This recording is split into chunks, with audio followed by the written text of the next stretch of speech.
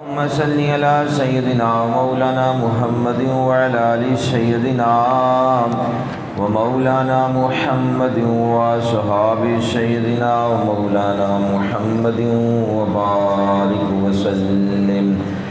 الصلاة والسلام عليك يا سيدي يا رسول الله وعلى آلك وصحابك يا سيدي يا حبيب الله. بلند آواز سے دوسری پڑھ لیں. الصلاۃ والسلام علیک یا سیدی یا نبی اللہ وعلی آلک وصحابک یا سیدی یا نور اللہ. الصلاۃ والسلام علیک یا سیدی یا رحمۃ للعالمین وعلی آلک وصحابک یا سیدی یا خاتم النبیین.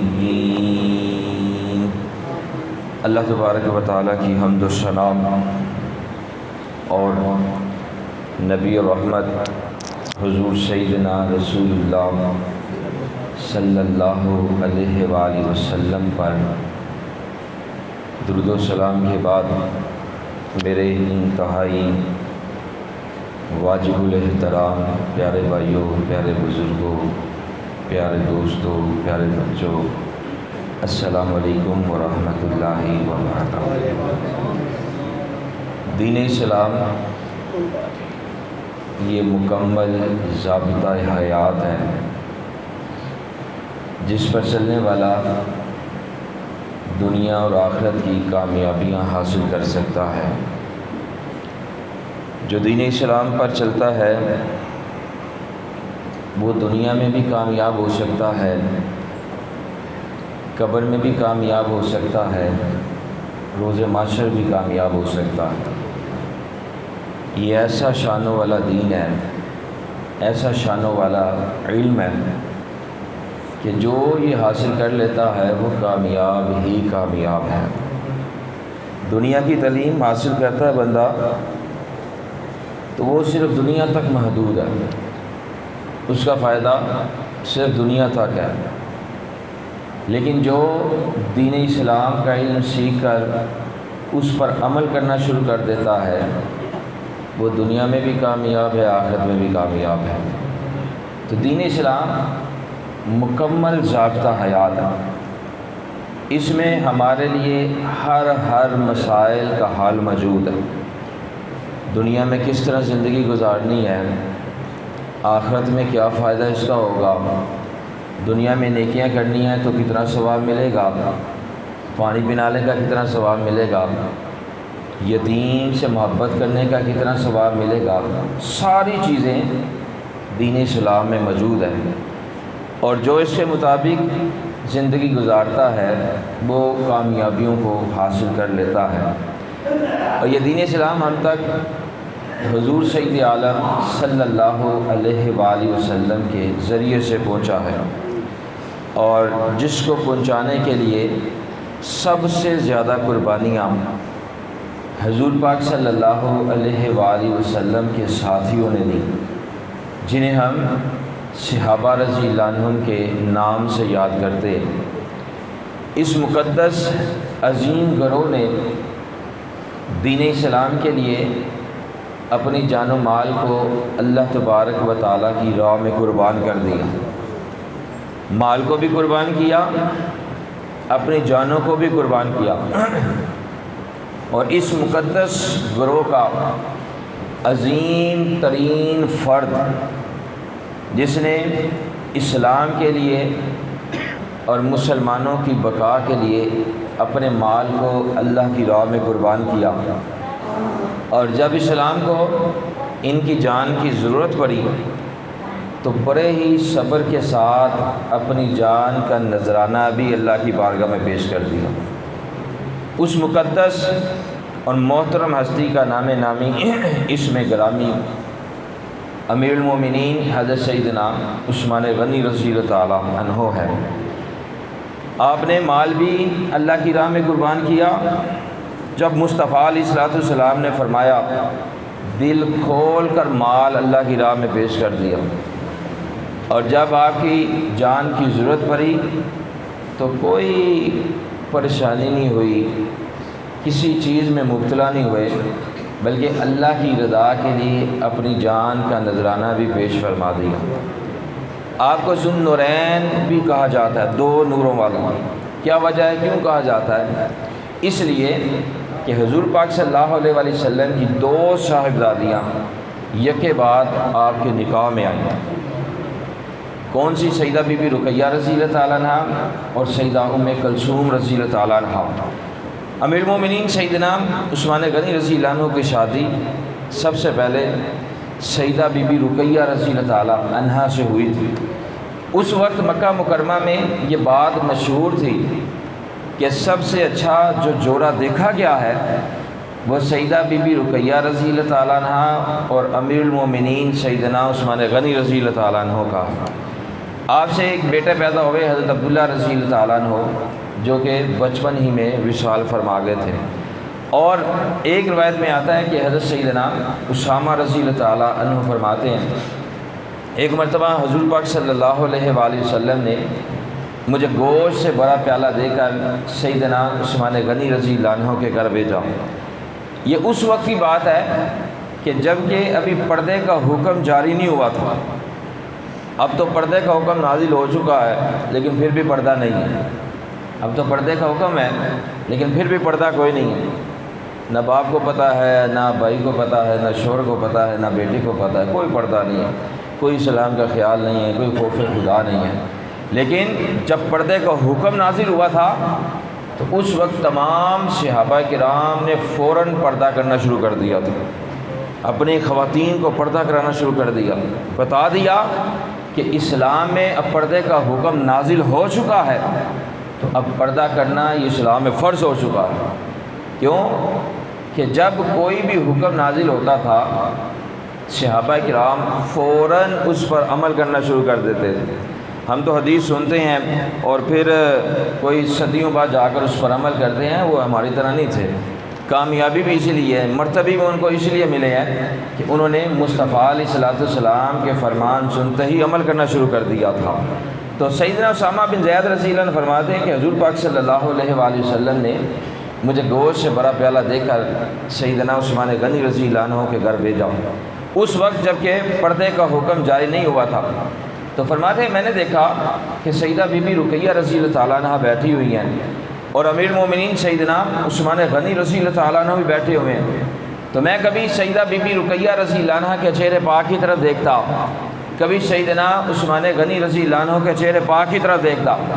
اور موسیٰ بن طلحہ رضی اللہ عنہ فرماتے ہیں کہ امیر المومنین سیدنا عثمان غنی رضی اللہ تعالیٰ عنہ لوگوں میں حسین اور جمیل انسان تھے۔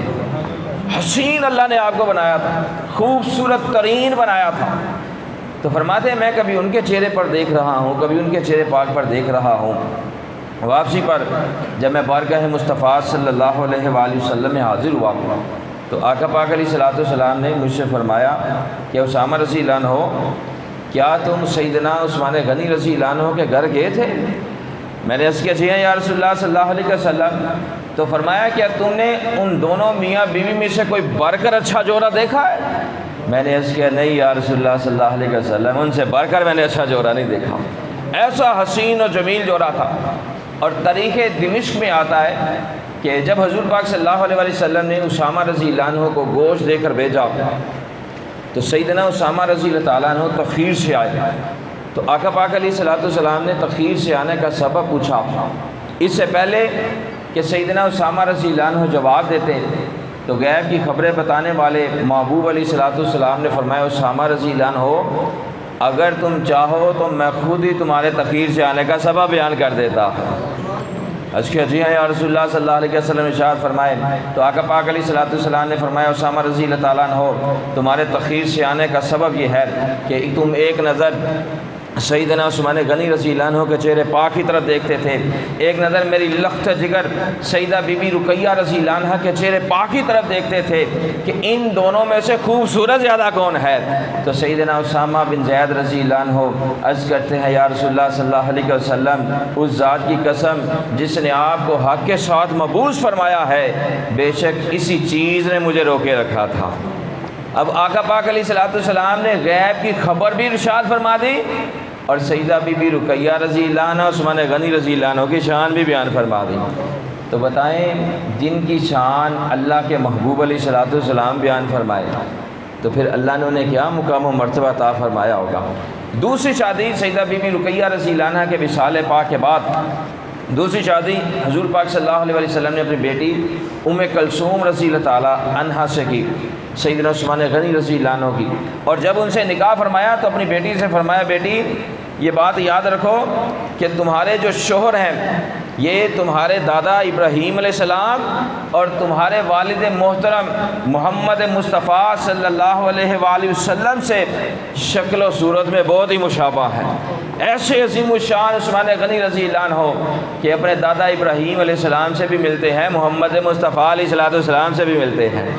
ایسی شانوں والے عثمان غنی رضی اللہ عنہ ہیں۔ اپنے دل سے پوچھیں، اپنی دل کی تختیوں سے پوچھیں کہ جن کی شان امام الانبیاء علیہ السلام بیان فرمائے تو پھر اللہ نے انہیں کیا مقام و مرتبہ عطا فرمایا ہوگا، اور جن کی شان مصطفیٰ علیہ السلام بیان فرما دے اور اگر کوئی ان پر اعتراض کرنا شروع کر دے تو یاد رکھیں اس کا ٹھکانہ جہنم کی آگ ہے، اس کا ٹھکانہ جہنم کی آگ ہے۔ کبھی بھی حضور پاک صلی اللہ علیہ وآلہ وسلم کے کسی صحابی رضی اللہ عنہ کے خلاف کوئی بات نہ نکالنا، کیوں؟ جب بات اگر منہ سے ان کے خلاف نکل گئی تو اس جسم میں ایمان بقایا نہیں رہے گا۔ عثمان غنی رضی اللہ عنہ وہ عظیم ہستی ہیں جن کے بارے میں آقا پاک علیہ السلام نے فرمایا صحابہ سے کہ صحابہ، ہر نبی علیہ السلام کا جنت میں کوئی دوست ہوتا ہے اور میرے دوست جنت میں سیدنا عثمان غنی رضی اللہ تعالیٰ عنہ ہیں۔ اتنی عظیم و شان والے دنیا میں بھی دوست اور جنت میں بھی عثمان غنی رضی اللہ عنہ آپ کے دوست ہیں۔ تو آپ کو ذو النورین اس لیے کہا جاتا ہے کہ حضور پاک صلی اللہ علیہ وآلہ وسلم کی دو صاحبزادیاں یک کے بعد آپ کے نکاح میں آئی۔ جب امیر المومنین سیدنا ابو بکر صدیق رضی اللہ عنہ نے اسلام قبول فرمایا تو آپ نے تبلیغ فرمائی۔ ایک دن امیر المومنین سیدنا عثمان غنی رضی اللہ تعالیٰ عنہ صدیق اکبر رضی اللہ عنہ کی گفتگو سے اس قدر متاثر ہوئے کہ بارگاہ مصطفیٰ علیہ السلام میں حاضر ہو کر اسلام قبول کرنے پر آمادہ ہو گئے۔ ابھی یہ دونوں مقدس ہستیاں یہ خیال ہی کر رہی تھیں کہ ہم بارگاہ مصطفیٰ علیہ السلام میں حاضر ہوں گے، اتنے میں آقا پاک علیہ السلام خود ہی تشریف لے آئے اور سیدنا عثمان غنی رضی اللہ عنہ کی طرف دیکھ کر فرمایا، عثمان اللہ کی جنت کو قبول کر، کیوں؟ میں تمہاری طرف اور تمام مخلوقات کی طرف ہدایت کے لیے مبعوث کیا گیا ہوں۔ تو سیدنا عثمان غنی رضی اللہ عنہ فرماتے ہیں کہ زبان نبوت مصطفیٰ علیہ السلام کے ان سادہ جملوں میں اللہ جانے کیا تاثیر رکھی تھی کہ جب آقا پاک علیہ السلام نے مجھ سے یہ فرمایا تو بے ساختہ میری زبان سے نکل گیا، اشہد ان لا الہ الا اللہ و اشہد ان محمد عبدہ و رسولہ۔ تو حضرت سیدنا عثمان غنی رضی اللہ تعالیٰ عنہ نے دین اسلام کے لیے بے انتہا اپنا مال خرچ کیا۔ بیر روما کا پانی جو تھا یہ ایک ہی کنواں تھا اور مسلمانوں کے لیے جو تھا وہ پانی کی بڑی مشکلات تھی، بڑے پریشان تھے اور عام مسلمانوں کی پہنچ سے پانی جو تھا وہ بہت دور تھا، عام مسلمان خرید نہیں سکتے تھے۔ بیر روما کا کنواں بھی ایک تھا، پانی کا اور کنواں بھی نہیں تھا، مسلمانوں کی پہنچ سے بھی دور تھا۔ جب یہ خبر چلتے چلتے بارگاہ مصطفیٰ صلی اللہ علیہ وآلہ وسلم میں حاضر ہوئی تو حضور پاک صلی اللہ علیہ وآلہ وسلم بڑے پریشان ہوئے اور صحابہ کو اکٹھے کر کے آقا پاک علیہ السلام نے فرمایا، صحابہ جو اس کنویں کو خرید کر مسلمانوں کے لیے وقف کرے گا اللہ تبارک و تعالیٰ اس کے بدلے اسے جنت عطا فرمائے گا۔ اب آقا پاک علیہ السلام نے خطاب فرمایا، سیدنا عثمان غنی رضی اللہ عنہ نے بڑی کوشش کی کہ بیر روما کا کنواں جو ہے وہ خرید کر مسلمانوں کے لیے وقف کر دیا جائے۔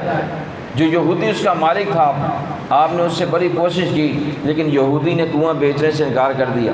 کیوں کہ یہودی جو ہے وہ مجبوری کا فائدہ اٹھانے کے عادی ہوتے ہیں، یہ فائدہ اٹھاتے ہیں۔ یہودی اسلام کے بھی غدار ہیں، مصطفیٰ علیہ الصلوۃ والسلام کے بھی غدار ہیں، یہ اللہ کے بھی غدار ہیں، اللہ کی مخلوق کے بھی غدار ہیں۔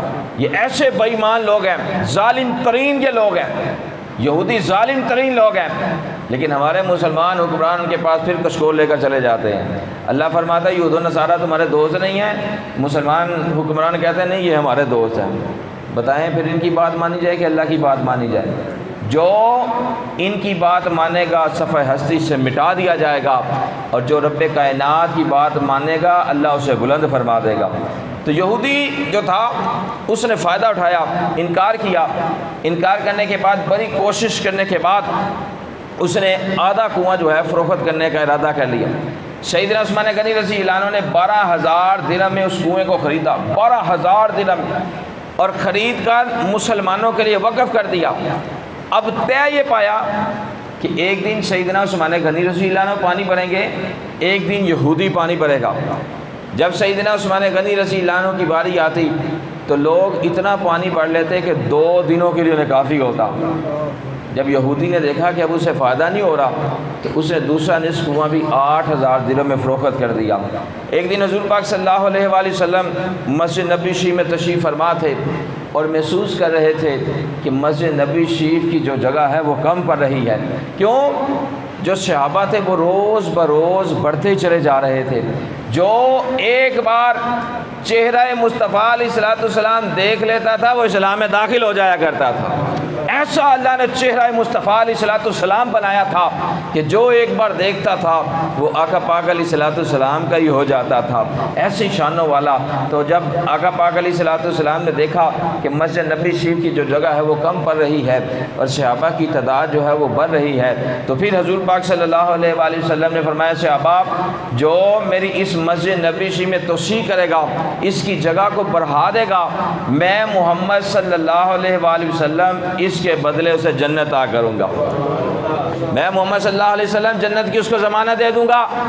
اب آقا پاک علیہ الصلوۃ والسلام جنت کی ضمانت دے رہے ہیں، کہیں نہیں آتا۔ پوری حدیث پڑھ کر دیکھ لیں، پوری کتابیں پڑھ کر دیکھ لیں، سیاہ ستہ کی کتابیں پڑھ کر دیکھ لیں، کہیں نہیں آتا کہ جبرائیل علیہ السلام حاضر ہوئے ہوں اور عرض کہ یا رسول اللہ صلی اللہ علیہ وسلم یہ ارشاد فرمائے کہ جو مسجد نبی شریف کی میں توسیع کرے گا اس کو جو ہے وہ جنت ملے گی، یہ ارشاد فرمائے۔ آقا علیہ الصلوۃ والسلام کے پاس جبرائیل علیہ السلام نہیں آئے، پوری حدیث پڑھ کر دیکھ لیں۔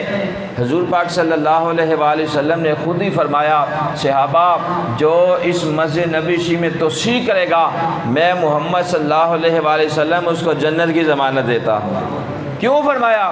اس لیے کہ اللہ تبارک و تعالیٰ نے آقا علیہ الصلوۃ والسلام کو اختیارات کل عطا فرما کر مبعوث فرمایا تھا، جس کو جو چاہے عطا فرما دے، جس کو جو چاہے عطا فرما دے۔ اسی لیے پہلے ابو بکر تھے، بارگاہ مصطفیٰ علیہ الصلوۃ والسلام میں آئے، آقا علیہ الصلوۃ والسلام کا کلمہ پڑھ کر اسلام میں داخل ہوئے، حضور پاک صلی اللہ علیہ وآلہ وسلم کی اتباع و پیروی کی، آقا علیہ الصلوۃ والسلام سے جان سے بڑھ کر محبت کی۔ پہلے ابو بکر تھے، جب بارگاہ مصطفیٰ علیہ الصلوۃ والسلام میں آئے صدیق اکبر رضی اللہ عنہ بنا دیے گئے۔ پہلے عمر تھے، بارگاہ مصطفیٰ علیہ الصلوۃ والسلام میں آئے فاروق اعظم رضی اللہ عنہ بنا دیے گئے۔ پہلے عثمان تھے، بارگاہ مصطفیٰ علیہ الصلوۃ والسلام میں آئے ذو النورین رضی اللہ عنہ بنا دیے گئے۔ پہلے علی تھے، بارگاہ مصطفیٰ علیہ الصلوۃ والسلام میں آئے تو شیر خدا رضی اللہ عنہ بنا دیے گئے۔ تو دنیا میں جس کو جو بھی ملا ہے آقا علیہ الصلوۃ والسلام کے صدقے سے ملا ہے۔ تو دنیا میں جس کو جو بھی مرتبہ ملتا ہے، دنیا میں ملتا ہے، دنیاوی لحاظ سے ملتا ہے، دینی لحاظ سے ملتا ہے، جس کو جو بھی ملتا ہے آقا علیہ الصلوۃ والسلام کے صدقے سے ملتا ہے۔ تو آقا پاک علیہ الصلوۃ والسلام کو اللہ نے اختیارات کل عطا فرما کر مبعوث فرمایا ہے، جس کو جو چاہے عطا فرما دے، جس کو جو چاہے عطا فرما دے۔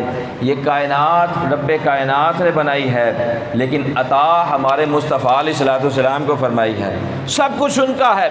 اب جس کو جو چاہے وہ عطا فرما دے۔ تو حضور پاک صلی اللہ علیہ وآلہ وسلم نے فرمایا جو مسجد نبی شریف میں توسیع کرے گا میں محمد صلی اللہ علیہ وآلہ وسلم اس کو جنت کی ضمانت دیتا ہوں۔ تو یہاں پر بھی سیدنا عثمان غنی رضی اللہ عنہ نے اپنی جیب سے پیسے نکال کر مسجد نبی شریف کی جگہ خریدی اور اس میں وسیع فرما دیا، اس میں توسیع کر دی۔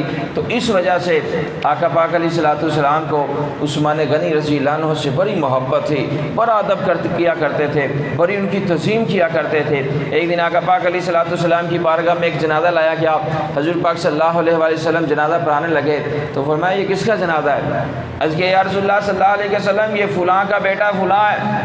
فرمایا یہ وہ بندہ ہے جو میرے عثمان رضی اللہ عنہ کو گالیاں دیا کرتا تھا؟ عرض کیا جی یا رسول اللہ صلی اللہ علیہ وسلم۔ تو فرمایا پھر میں اس کی نماز جنازہ نہیں پڑھاؤں گا۔ آقا پاک علیہ الصلوۃ والسلام نے اس کی نماز جنازہ نہیں پڑھائی۔ جس نے سیدنا عثمان غنی رضی اللہ عنہ کی شان میں گستاخی کی، امام الانبیاء علیہ الصلوۃ والسلام نے اس کی نماز جنازہ نہیں پڑھائی اور یہ بتا دیا کہ جو میرے صحابہ میں سے کسی کی بھی گستاخی کرے گا اس کی نماز جنازہ نہیں پڑھنی، نہ پڑھانی ہے نہ پڑھنی ہے۔ تو بتائیں جس نے سلمان تسیح کی نماز جنازہ پڑھائی ہوگی اس کا ٹھکانہ کہاں ہوگا؟ جس نے اس کے پیچھے کھڑے ہو کر نماز جنازہ پڑھی ہوگی اس کا ٹھکانہ کہاں ہوگا؟ جو اہل بیت کے گستاخوں کی نماز جنازہ پڑھتے ہیں ان کا ٹھکانہ کہاں ہوگا؟ جو صحابہ کے گستاخوں کی نماز جنازہ پڑھتے ہیں ان کا ٹھکانہ کہاں ہوگا؟ اس لیے کہا جاتا ہے کبھی منافق اور کافر کی نماز جنازہ نہیں پڑھنی، کافر کی تو ویسے بھی نہیں پڑھنی، اور کافر کے لیے تو اگر وہ مر جائے کوئی اس کے لیے صرف ہاتھ اٹھا کر ایک لفظ بھی دعا کا کہہ دے تو ایمان ختم ہو جاتا ہے۔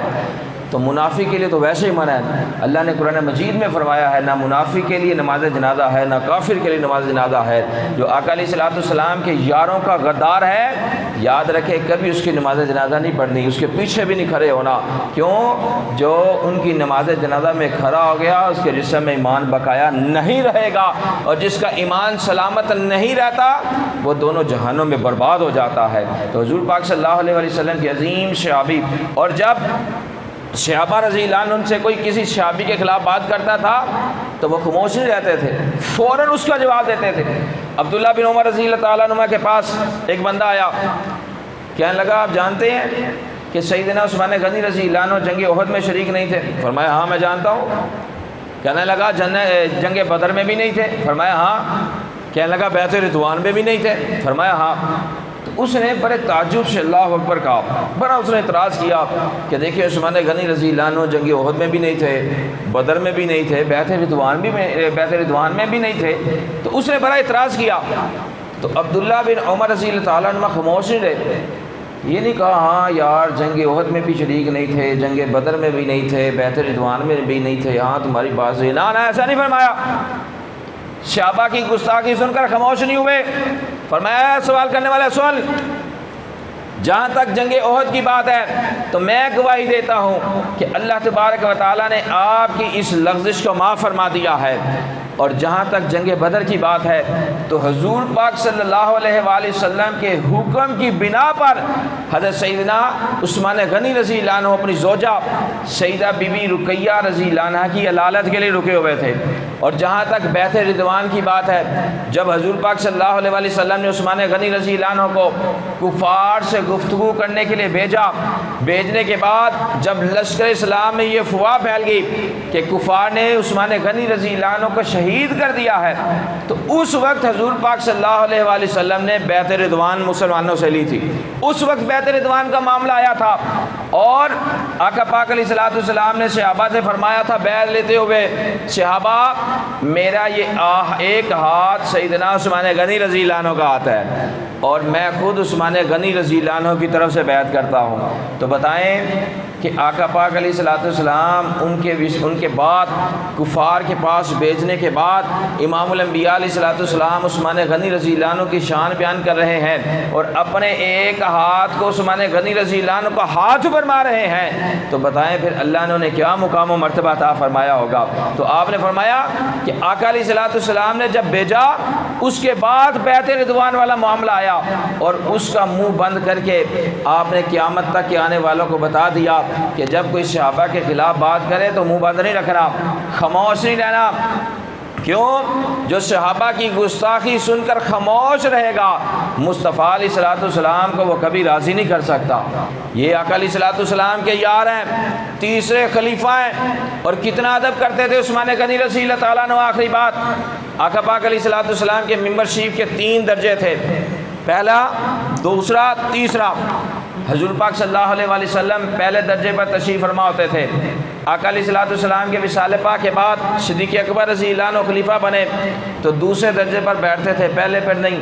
جب صدیق اکبر رضی اللہ عنہ کا وصال پاک ہوا، عمر بن خطاب رضی اللہ عنہ کی باری آئی تو آپ پہلے درجے پر بیٹھتے تھے۔ جب عمر بن خطاب رضی اللہ عنہ کا وصال پاک ہوا تو عثمان غنی رضی اللہ عنہ خلیفہ منتخب ہوئے تو سیدنا عثمان غنی رضی اللہ عنہ پہلے درجے پر بیٹھتے تھے۔ لوگوں نے عرض کیا حضور صدیق اکبر رضی اللہ عنہ دوسرے درجے پر، عمر بن خطاب رضی اللہ عنہ تیسرے درجے پر، اور آپ جو ہے آقا پاک علیہ الصلوۃ والسلام جہاں پر تشریف فرما ہوتے تھے اس درجے پر، اس کی کیا وجہ ہے؟ فرمایا سنو بات یہ ہے، میں دوسرے درجے پر اس لیے نہیں بیٹھتا کہ لوگ مجھے یہ نہ سمجھے کہ میں صدیق اکبر کے برابر ہو گیا ہوں۔ تیسرے درجے پر اس لیے نہیں بیٹھتا لوگ یہ نہ سمجھے کہ میں عمر فاروق رضی اللہ عنہ کے برابر ہو گیا ہوں۔ پہلے درجے پر اس لیے بیٹھا ہوں تاکہ لوگوں کو پتہ ہے کہ کوئی بھی بندہ مصطفیٰ علیہ الصلوۃ والسلام کے برابر نہیں ہو سکتا۔ دوسرے درجے پر بیٹھتا تو لوگ کہتے صدیق اکبر رضی اللہ عنہ کے برابر ہے۔ آپ نے لوگوں کو بتا دیا نہ میں صدیق اکبر رضی اللہ عنہ کے برابر ہوں نہ عمر فاروق رضی اللہ عنہ کے برابر ہوں، اور بتا دیا جو صحابہ کا ادب نہیں کرتا وہ دار اسلام سے فارغ ہو جاتا ہے۔ صحابہ کا جو ادب کرتا ہے، جو ان سے محبت کرتا ہے، جو ان کی تعظیم کرتا ہے، جو ان کے نقش قدم پر چلتا ہے، جو ان کے فرمان پر عمل کرتا ہوا زندگی گزارتا ہے، اس سے اللہ بھی راضی ہو جاتا ہے، مصطفیٰ علیہ الصلوۃ والسلام بھی راضی ہو جاتے ہیں۔ تو اللہ تبارک و تعالیٰ سیدنا عثمان غنی رضی اللہ عنہ کے صدقے جس طرح انہوں نے آقا پاک علیہ الصلوۃ والسلام سے محبت کرتے ہوئے اسلام کے لیے اپنا مال خرچ کرتے ہوئے زندگی گزاری، اللہ تبارک و تعالیٰ ہمیں بھی اسی طرح اپنی زندگی گزارنے کی توفیق عطا فرمائے۔ آمین و آخر دعوانا الحمدللہ رب العالمین۔